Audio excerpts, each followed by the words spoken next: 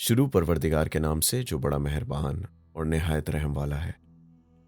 इमाम अली का 12वां खुतबा माविया और उसके लश्कर की हालत देखकर फरमाया, होशियार हो जाओ, शैतान ने अपना गिरोह जमा कर लिया है और अपने सवार और प्यादे समेट लिए हैं।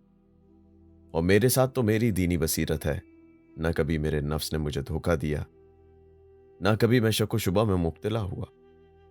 और खुदा की कसम, मैं माविया वालों के लिए जंग का ऐसा हौस छलकाऊंगा और मैं ही इसका उलझने वाला हूंगा कि ना ये लोग सैराब होकर इससे निकल सकेंगे और ना इसकी तरफ पलट सकेंगे।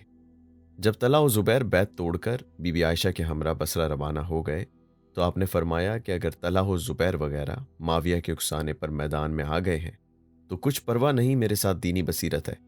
मैं इनके लिए जंग का ऐसा हौज लश्कर तैयार करूंगा कि जो इसमें आ जाए वो बचकर जा ना सके और जो चला जाए वो फिर वापस आने की जुर्रत ना कर सके।